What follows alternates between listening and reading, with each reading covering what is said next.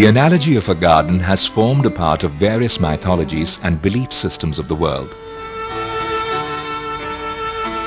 A garden has been viewed as a defined space that encompasses within itself the reflection of the cosmos. It represents order and harmony.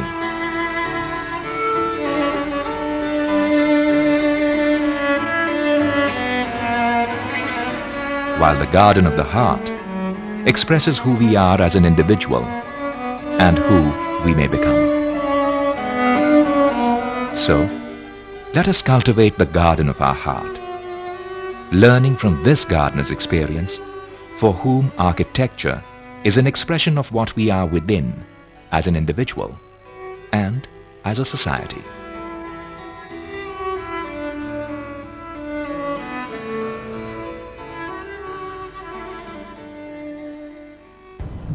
So a long story. As you see, there are holes now in my memory. It's interesting for me to try to recall these things before they slip from my memory entirely. I was born in 1912 in Omaha, Nebraska, which is a state in the very center of the United States. In fact, I spent part of my childhood on a farm, which was known as the 1733 farm, or because it's supposed to be 1733 miles from there to the Atlantic Ocean or to the Pacific Ocean. So it's the very center of the United States.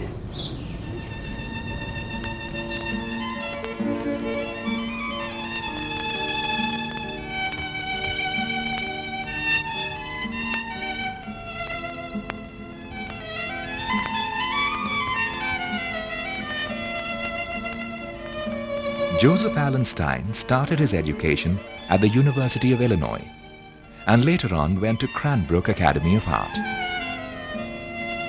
Well, I studied at Cranbrook, which is headed by Elio Sarno. I have the memory of having started with excellent teachers.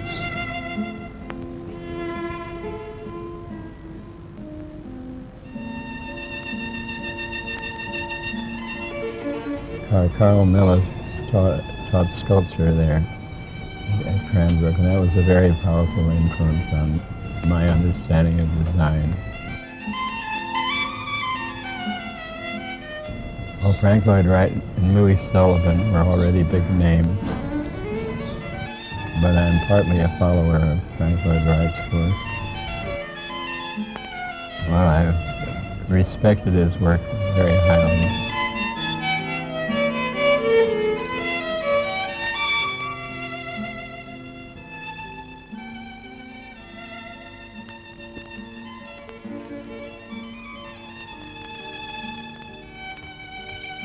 Falling water was one that was of interest to me because I happen to know the owner.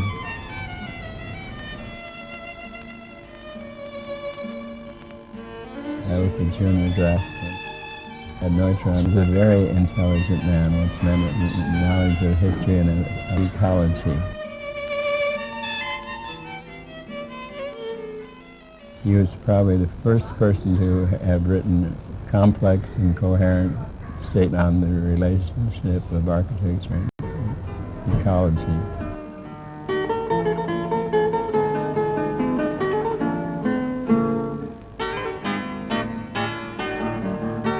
While Frank Lloyd Wright inspired Stein to spell nature with a capital N, just the way one spells God with a capital G, Neutra introduced to him the unique ability to integrate machine construction with natural surroundings. Yes, I was very fortunate because I had Neutra on one side and Frank Lloyd Wright on the other.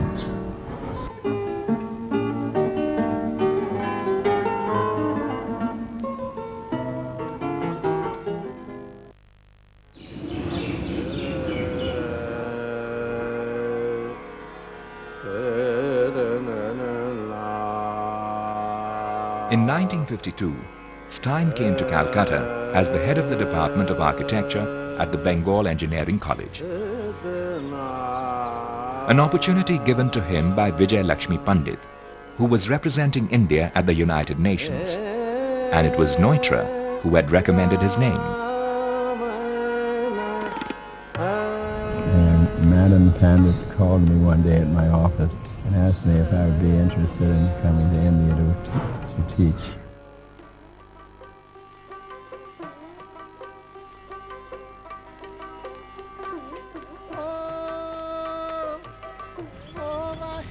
It was almost an ideal place on the Hooghly River.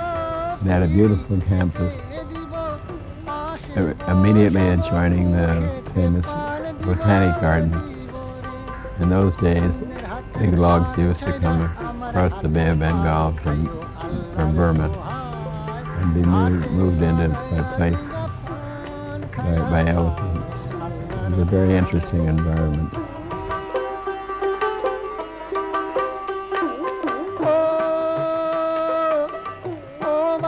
And in the Botanic Gardens were two famous trees. One was a banyan tree, which was supposed to be the biggest one in the world. And the other was a tree that is named, I forget what, the flowering tree, which is supposed to be the most beautiful flowering tree in the world. So it was quite an extraordinary physical setup. And the buildings had been designed by military engineers in the 19th century.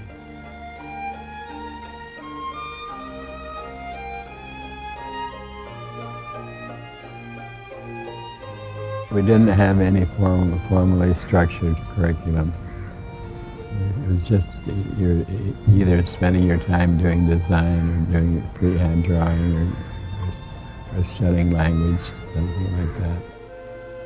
My students were very much impressed by Mahatma Gandhi and Tagore. They were familiar with their writings. They were part of the culture of the place. That's what made it a very worthwhile and even exciting place to teach.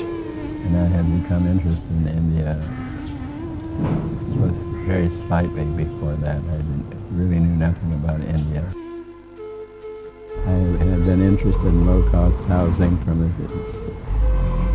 the time I graduated. And it was this interest of his that brought him to India. With the experience of designing shelters in partnership with Gregory Stein for the American families in California, Los Angeles, and San Francisco Bay Area, Stein was looking forward to design housing in the Indian context. It was the right time. India was waking up on the call of Pandit Nehru to stand up as an industrialized nation. This gave rise to an urgent need to design townships for the workers. Stein got his first project. Well, the Durgapur project is a complicated thing to talk about. When I first went to Durgapur, I was even then aware that this was a very complicated thing to introduce modern industry into a rural area. We had outlined what we hoped would be a progressive response to the invasion of the steel industry into a rural area.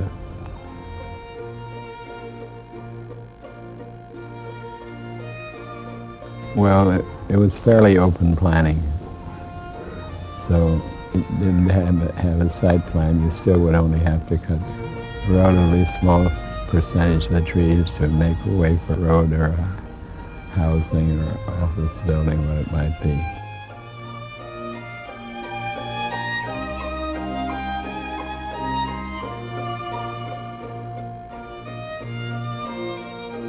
It was an incompleted project. And in fact, while I visited several times during construction, I never saw it again after it was completed. Or I should say differently, it was not completed.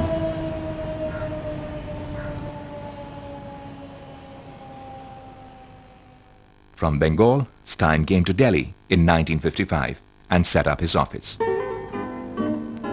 Stein's approach through design has never been around the conquest of space, but around the development of the environmental and social relationship. Whether it was designed for an institution or for a factory, the approach remained the same.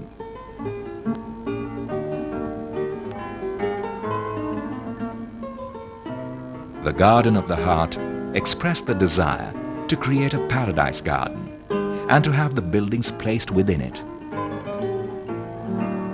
The idea of this garden reverberates in all his buildings like a wordless, soundless music.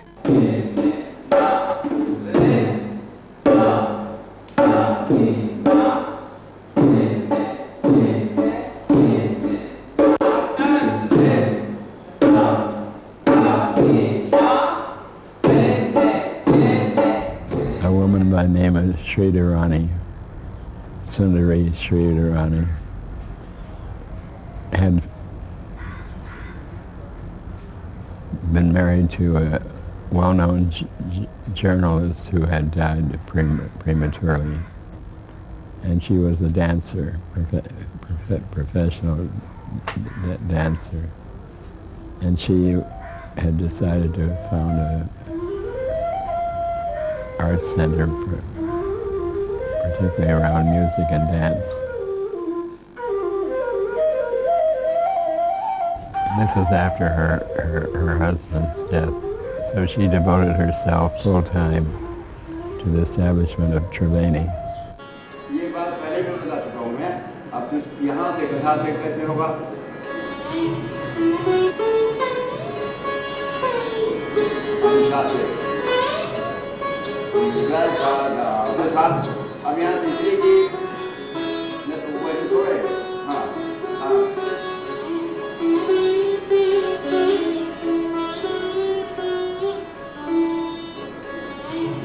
The vocabulary of materials that say Triveni is very straightforward and simple. Basically, the idea was beauty with simplicity. There's a white marble wall next to the entrance as you come in from behind a little pond. I don't know if the water is still there or not. That was waste marble from the quarries, small broken pieces of marble put together with such good craftsmanship that it stayed all the years and cost very little because it was waste material. In fact, that building was one of my favorite buildings. It was a lovely experience working on it.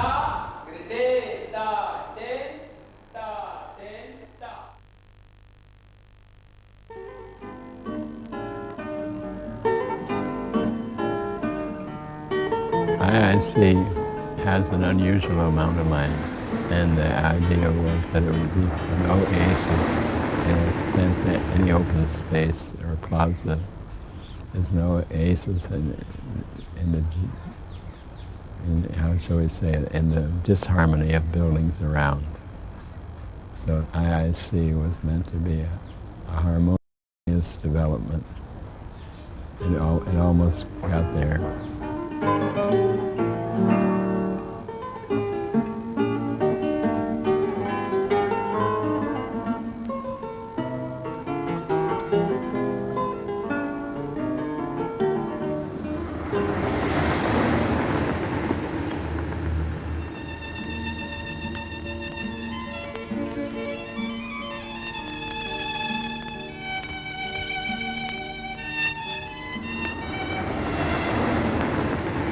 Well, Dr. Radhakrishnan was president of India at the time, and he was acquainted with John D. Rockefeller, owns the oil, big part of the American oil industry, or his family did.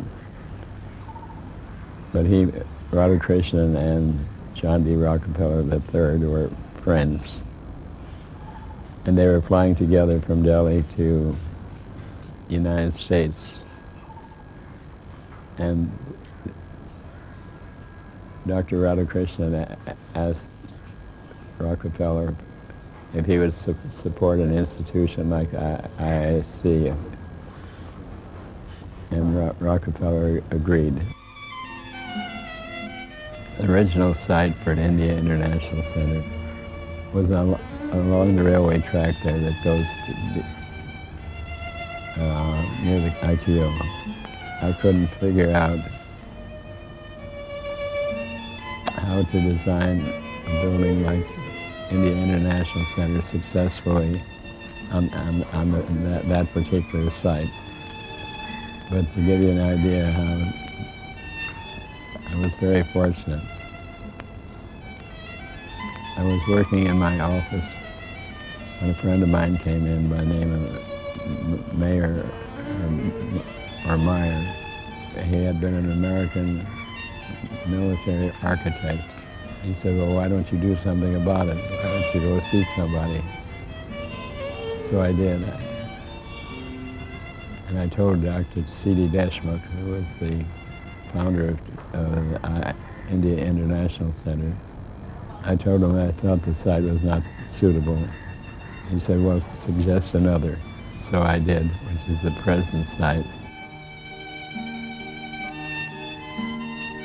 It was quite a privilege in those days, which was in the 50s, to be told you could pick a site out of Delhi. So my first thought was the Purana Kila, which at that time was a refugee camp for refugees from Pakistan. But the second or the third choice was the site it now occupies. It had been occupied by a PWD workshop. Deshmukh and Nehru were political antagonists. Deshmukh was the first person to talk about corruption in government. And it became a big issue between him and Nehru. Nehru said there was no corruption. And Deshmukh, the financier, said there was corruption. And it's a long story. It's all in the newspapers in those days.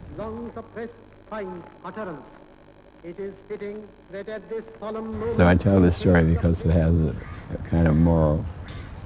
You get the idea of the kind of people that these people were. I suggested this site to Deshmukh, and Nehru expressed interest in it and said he'd like to see the site before So when Nehru saw the site, which was about half the size of the present site, he said it's all right, but it's too small. And he gave us the site of two bungalows. They were going to be destroyed anyhow. And to me, this is a remarkable story that these two people were political enemies. Yet when it came to doing the right thing, it didn't make any difference. The model for the IISc were two previous international houses, one in Tokyo and one in New York. Not to replicate them, but to do something in a similar line from the social and intellectual point of view. So they had the same social and intellectual purposes.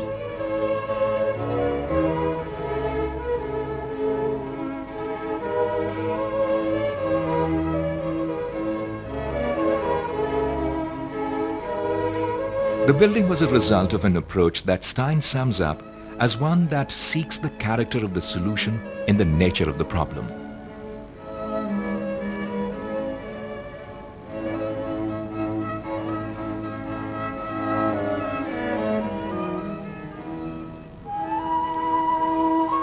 The form of the building was derived out of the social and the physical context.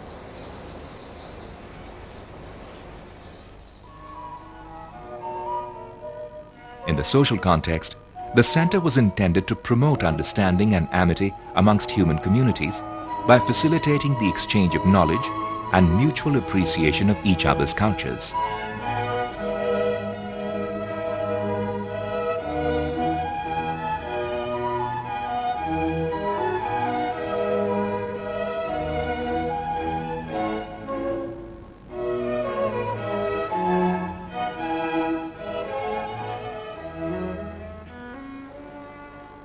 The physical context was that of historic Lodi Park, with tombs of several emperors of the Lodi dynasty who ruled during the 15th and the 16th century.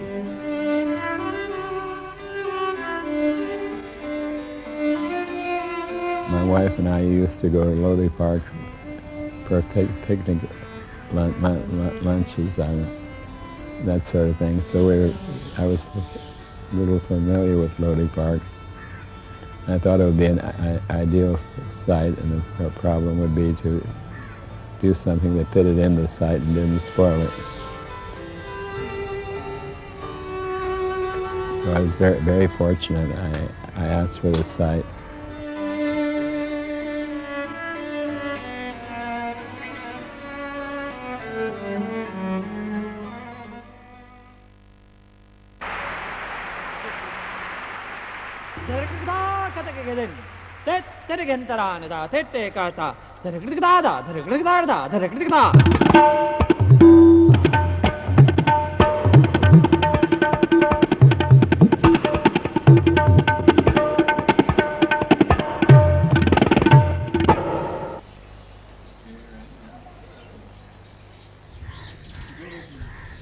I've always been annoyed that after we finished the design and some years later, I see people painted the concrete white. It was supposed to be a natural color, so the idea was it would blend into the landscape.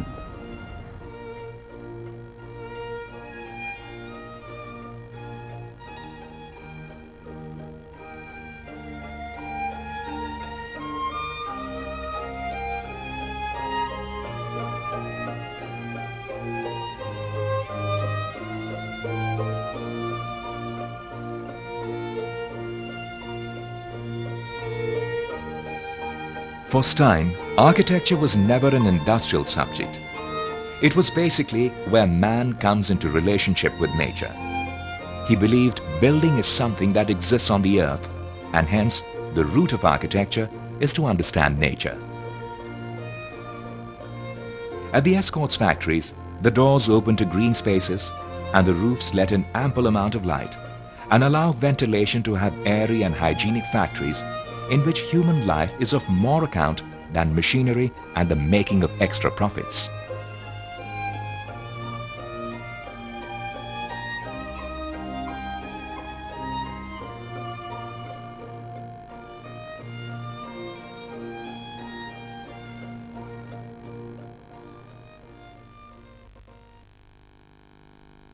Delhi changed considerably in course of Stein's career, since his first designs of Triveni Kala Sangam and India International Centre in the 1950s. There is a very close relationship between nature and joy. A city could be a joyous place. If the city was to be a joyous place, according to Stein, one of the obvious ways to create the quality we refer to as joyous is by integration with nature. Well, what's happened in Delhi is very unfortunate. It's probably no worse than what's happened in Bangalore, say. These were garden cities once. And you find a little odd spot here and there, like this place where we're surrounded by green. But by and large, Delhi has been very poorly developed. Air pollution, water pollution, electricity inadequate. It's not really a happy city.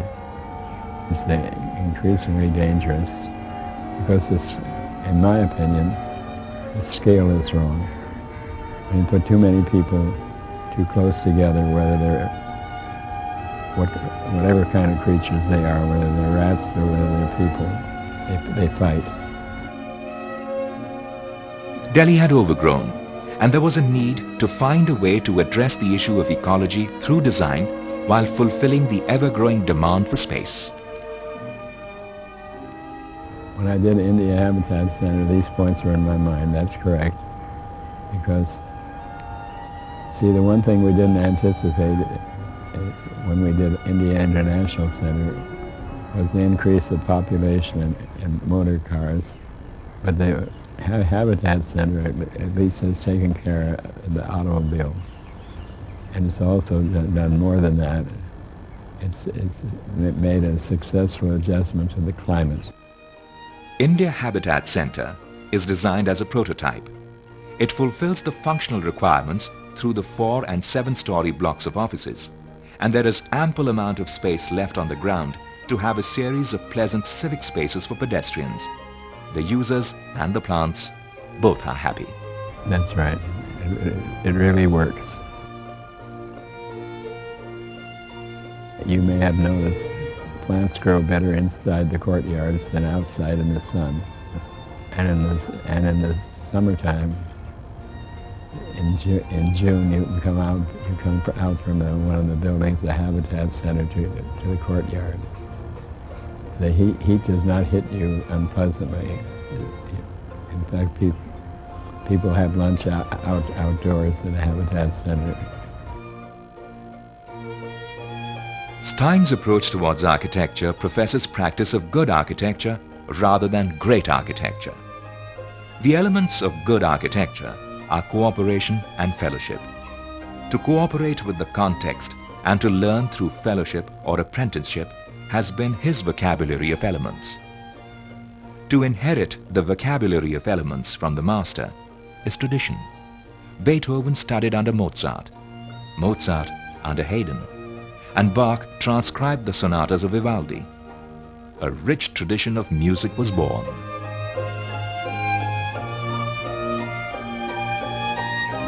We all have the ability to change this world into a veritable garden of paradise, but only if we first cultivate the garden of our heart. So, let us cultivate the garden of our heart, learning from this gardener's experience, for whom architecture is an expression of what we are within as an individual and as a society.